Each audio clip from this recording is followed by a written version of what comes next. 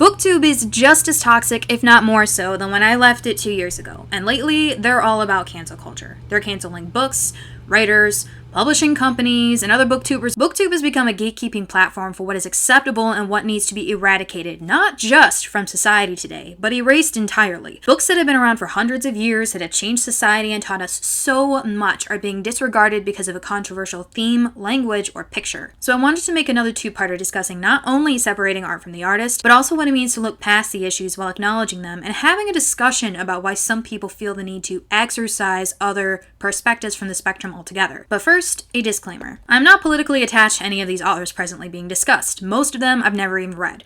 I am merely defending every right of the author to be allowed to express themselves and their truths, that they might learn from us and we might learn from them how we can truly make this world a better place. I'm only really responding to the 3 more problematic videos I found, if you'll forgive the overused term. I'm also not backing up the behavior of some of these authors, which are kind of questionable, but that's not the discussion here. Some authors are assholes, and some can even be terrible people. I think people should be held accountable for any wrongdoings, and while I could get into the really gray area of present day's version of ethical politics, I don't want to because I think it deters from the real discussion at hand. Owning or even buying products from authors that have questionable behaviors or beliefs is not encouraging or even supporting said behaviors or beliefs, unless that is the point of the story. Authors cannot completely erase themselves from their works, which is why it's so difficult to have Death of the Author in its purest of pure form, because in order to do so, we would have to agree all art be adopted to this sterile, clean, white room of conformity for the sake of everyone's personal boundaries. And while individuality can be rather dangerous when considering the freedom of thinking and behaving that might not be accepted by society, it is these negative traits that we can recognize what we don't want as much as what is a marker for where we've been and how far we've come to be able to recognize the faults of said behaviors.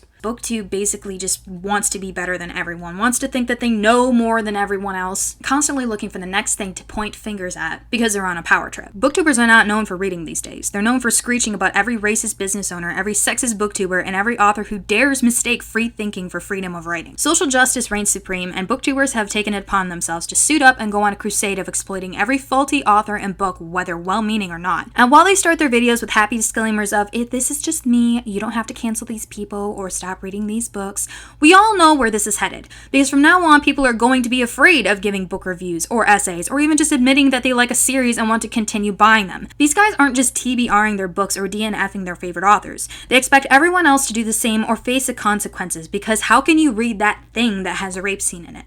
Or like Harry Potter because the author is transphobic. And I'm going to get into why this ideology is just foolish in part 2. The first part is just another mixed reaction of some of the hypocrisy found with booktubers willing to cancel an entire person's career and reputation without even bothering to do their research. Because this video is not about who's right or wrong. It's about why we should be truly open-minded in allowing for this discussion instead of erasing the product for said discussion because it's threatening the way we think and who we are. But you are allowed to do with whatever you want, with your things. That's your shit, and if that's what you want to do, I'm not going to sit here and tell you not to. I'm just going to state what I think about that kind of reaction. I think it's stupid. As well as what I think about the idea of bullying others into doing the same thing because you can't stand on your own ideals. You have to convince everyone else to see things your way just for self-validation. Stop bullying other people because you're having an identity crisis. Society is not all black or white, and the resolution to these issues are never as obvious as you want to make it out to be. There is a lot of context being thrown out and dismissed because nobody wants to have this discussion.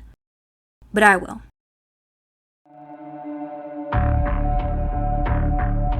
Listen to me when I say they will never go away. Run.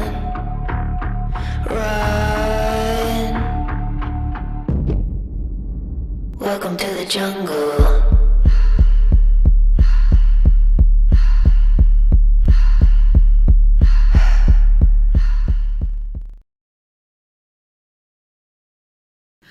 Which I'm not going to get into detail about like what these authors have done.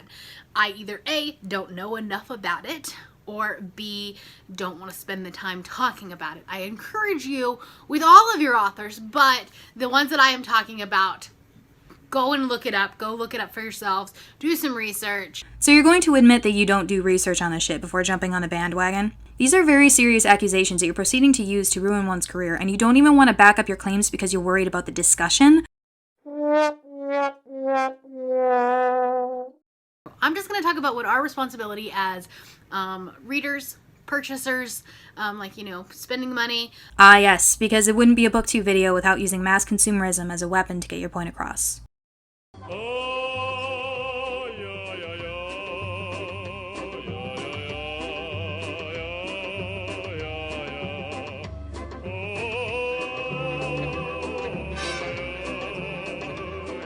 So there's two kind of camps. There are three, really, if you want to talk about the one of that's just ignoring it. The other camp is to completely remove yourself from that author and that work. If you'll notice, my Harry Potter books are no longer visible in frame. They are down here. Wait a minute. I think I've seen this before.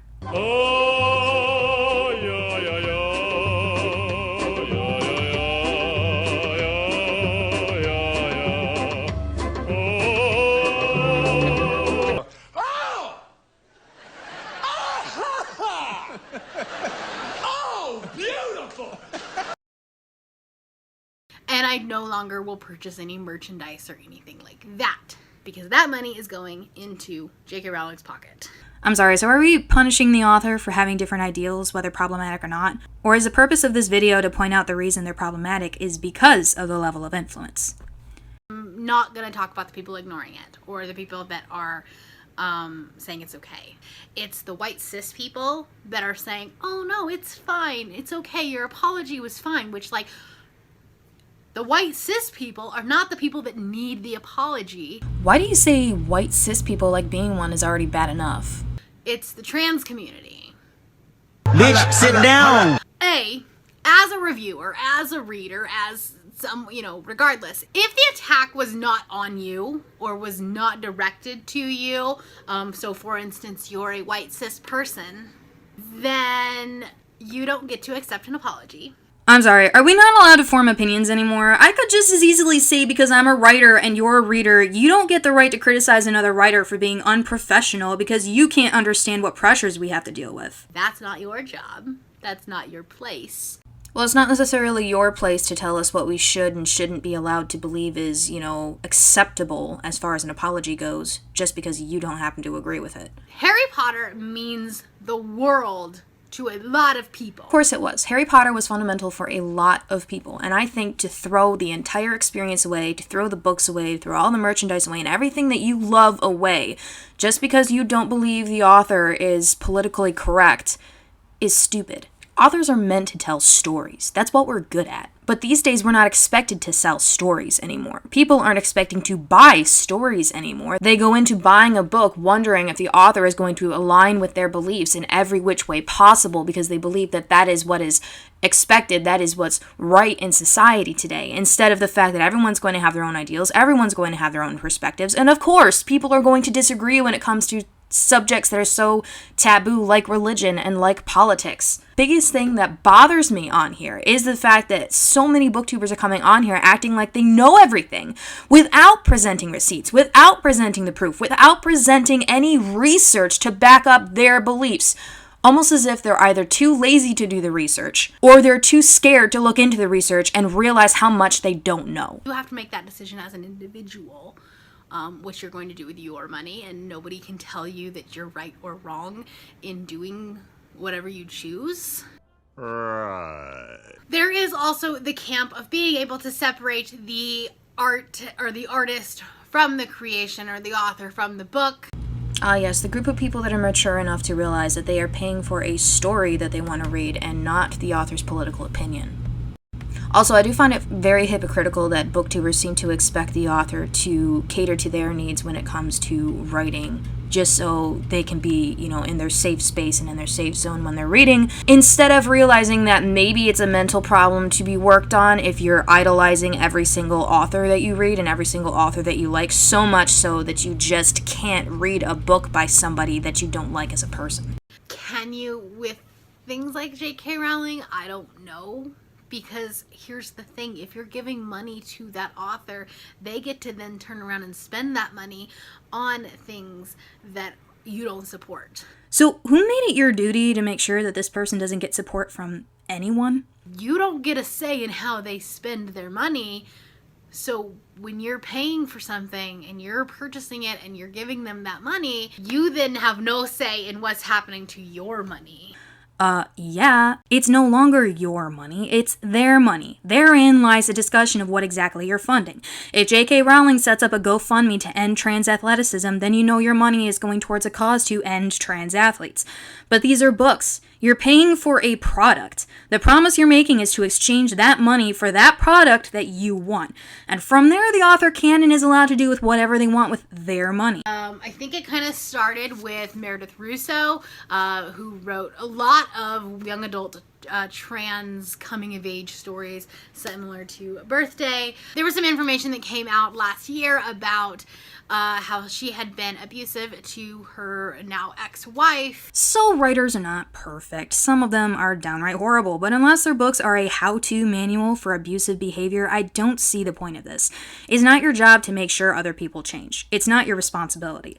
I think confronting it is one thing, and obviously if word gets out, people will talk and it will affect their reputation regardless. You're not paying for that. You're not funding their behavior. You're not even encouraging it. So what good is it to restrict yourself from reading something because its creator has some questionably toxic traits? Why are you making this such a personal moral dilemma? You're not agreeing with their behavior, and if their book doesn't influence or promote that behavior enough for you to question it, what harm does it really do? At the time, I was like, oh, I'm going to separate the artist from the creation. For the longest time, I was like, okay, yeah, that's fine. But I think now I'm at that point where I'm like, I'm still not going to give her any money. I think a lot of these booktubers think they're more important than they actually are. Like, the almighty dollar is what most people care about, and the only way to get your point across is to financially punish somebody just so you can change their mind, change their morals, or change their ways. When, as evident by Booktube past, even a formal apology or a removal of a video is going to do little next to nothing when it's going to suit them to continue to exploit said drama just for views and clicks. Like, you're not as important as you think you are. Your money is not as important as you think it is, and there are plenty of authors out there that actually just love to writing. There are plenty of mid-list writers out there who are making next to zilch, but they're still continuing to write because that's what we love to do. Unlike you, we're not in it for the money. We're not in it for the clicks and the views and the sponsorships and all of the shit that we get on our Instagram. We're in it because we love the craft. And that is why I think AuthorTube is a much more passionate platform. I mean, it's not perfect by far, but it's a much more passionate platform, and it actually feels like it stands for more than the Booktube community does. There's a lot of love and heart that goes into that. And I think that ignoring that and throwing all of that away just because you don't agree with them or you don't agree with something that they did is kind of dehumanizing in a sense. On top of all this, I'm tired of a lot of authors attacking either reviewers, bookstagrammers, booktubers on their own opinions about certain things and how they feel about their writing and and what have you. I think writers are just starting to get really sick and tired of the entitled readers coming on here and telling them what they should be writing and what they expect to be reading instead of going out and either finding something else or writing something that they might want to see in a book. I get that readers are allowed to have their opinions, they're allowed to express their opinions, and I am a firm believer in constructive criticism, and I'm a firm believer in learning from the criticisms. Some writers are not mature enough yet to be able to realize this. The kicker is that writers are also people who are going to have opinions, and those opinions are typically going to be of anyone who's bashing them, bashing their work, or bashing their reputation, whether it's warranted or not. Of course, they're going to be on the defensive. That's the whole point of reviewing your books and having and someone else having their own opinion about it. If you are writing a book, you should well know that there's going to be people that just don't like your books. They just don't. And then you move on. Come on, that's life. That is the world. Everybody's not going to like you. Yes, you could move on, just like you can move on from a drama that has absolutely nothing to do with you. Yet we fixate. And then you have authors that just don't get it. And,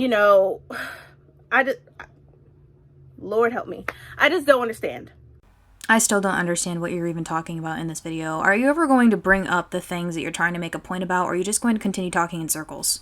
And they say they're being bullied and what have you. I'm like, okay.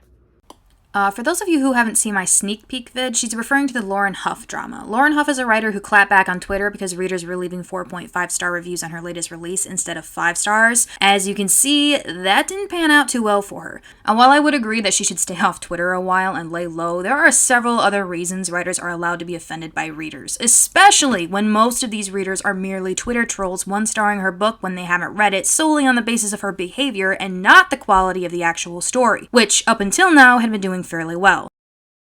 I just feel like a lot of authors are just going ham for no reason, just going in on reviewers and bookstagrammers, Booktube, and on Twitter.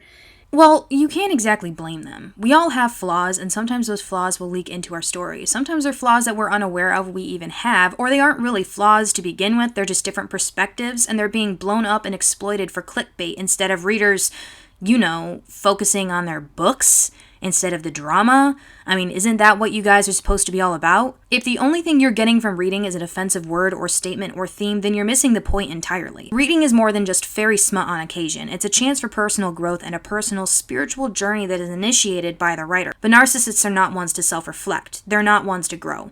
They're the ones that typically point fingers and find blame in somebody else so they can feel more superior. Get it. And then when J.M. Buckler was talking about how she supports BIPOC authors, or, but then again, she says that she really doesn't look up the author. She just picks up a book based off of a cover by. Because that's what readers are supposed to be about. We're supposed to be about the books, not the authors who write the books. You win! If you don't know the author of the book, how do you know they're even BIPOC or whatever? That makes no sense either way. Methinks there's this skewed concept of what support really is. Supporting an author doesn't mean you have to go out of your way to buy everything that they've written for them, by them, just to prove that you support them. And we all know for a fact that what she says is not the truth. Where we have evidence that everything that she says does not add up on her social media, on her platform, everything that she does. And this is why we need receipts, ladies and gents, so we actually know what you're talking about and that you're not blowing it out of proportion. But half the time, Booktube loves to blow things out of proportion, which is why they don't pull up anything. They don't bother to do their research. They just go off all half-cocked on something they think they know something about, and then when people are like, what are you talking about? They're just like, oh, this person is racist. When are people going to educate themselves? Are you cracking wide? Listen and learn. And then you have authors who feel like they shouldn't use their platforms to speak up. Can you really blame them? These days, activism is a double-edged sword anyways, and it never goes according to plan. It doesn't matter what side you fall on, what your perspective is, or how nice you are about it. People are going to attack you from either side. So yeah, a lot of writers will stay silent because they know that either way, no matter what they say, it's going to affect their career. We're writers. We want to tell good stories. That's it. It's as simple as that. Not all of us feel like we need to take a stand on every political issue that comes to mind.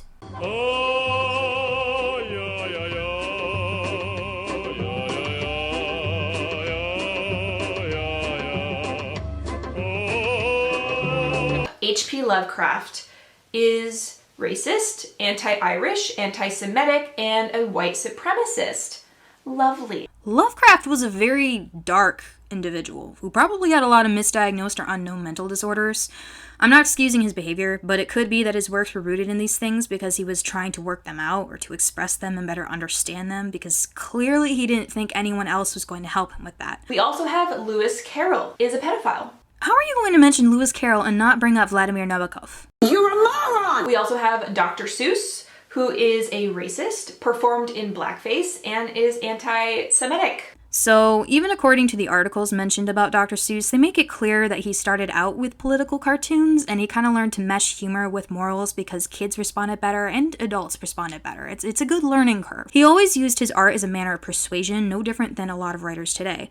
These political cartoons were used to depict ironic and hyperbolic behaviors that were being discussed at the time. A lot of people didn't want war. A lot of people wanted to look the other way, and Dr. Seuss was using his political cartoons to remind him that they can't. As for some of his stereotypical cartoons, we weren't exactly in trade with a lot of these countries. I think our knowledge was not only limited, but the crisis at the moment had made people bitter. So not only was his knowledge limited to what had been presented by newspapers, radio, and television already regurgitating acceptable propaganda, but so was society's. People recognized these stereotypes because we knew very little, if anything, about the people in these countries at that time. These cartoons made the messages more digestible and universally recognizable, and in doing so actually managed to not only bring people together, but give them a new perspective and propose new ideals while exposing problems society was keen on ignoring. He was a gifted artist. His children's books helped propose new ideals and moral lessons and themes that can only really be appreciated later in life. He had mastered the gift of subtlety through comedic depictions and parables. The solution to the problems we currently face in society will not disappear with a product that mentions them. Erasing anything that brings it up will only bring on a new wave of ignorance, deceit, and condescension, although Booktube is well known for that last one. We also have Dickens. You might not know, but Charles Dickens decided to separate from his wife to pursue the attentions of an 18-year-old. The guy's been dead for over 100 years. What are you going on about? While all this is going on, you're searching through your mind for something graceful and diplomatic you can say to bring the conversation to a close. And all I can ever come up with is, shut the fuck up! Shut the fuck up! Shut the fuck up! So one that I recently found out about is Cixin Liu. He is a Chinese sci-fi author. He wrote The Three-Body Problem. And he supports China's re-education camps of ethnic minorities. That is disturbing. Like, what is happening over there is really disturbing. So why don't we talk about that instead of why we should cancel somebody's career for their personal politics? We have Jay Asher, who is the author of 13 Reasons Why. He was accused of sexual harassment by 7 women. Oh my god. Are we really surprised? The guy's book has been exposed for years for his problematic content. By all means, let's talk about his actions and how they relate to the book. Oh, wait, no, we're not going to do that either. We're just going to mention the actions and how that's enough of a reason to cancel the book. Stupid. We also have Orson Scott Card, who is homophobic.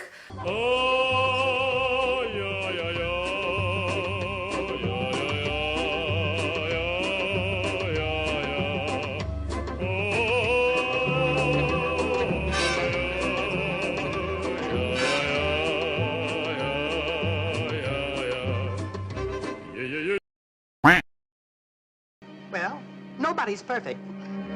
I have Memoirs of a Geisha by Arthur Golden. So this one, I'm sure you know. Enlighten me, Dr. Phil. It is documenting a geisha's life in Japan. However, although Golden talked with a geisha about the book to learn about the customs and everything about the culture, he published it without letting her see the final Japanese manuscript. So she never saw, because it was originally written in English. And when it was published in Japanese, she was just appalled because it is riddled with errors about geisha life, although he had conferred with her. So he says that it is fiction and that any errors are because he kind of took artistic license. Again, this kind of content wouldn't be more interesting. A lot of books and movies claim to be based on true events, and they're so loosely, if even related to the actual story, that they're completely fictional. A lot of horror movies especially are completely fictional, and they only take certain elements to rewrite. But making exposés would require actual research instead of a quick rant.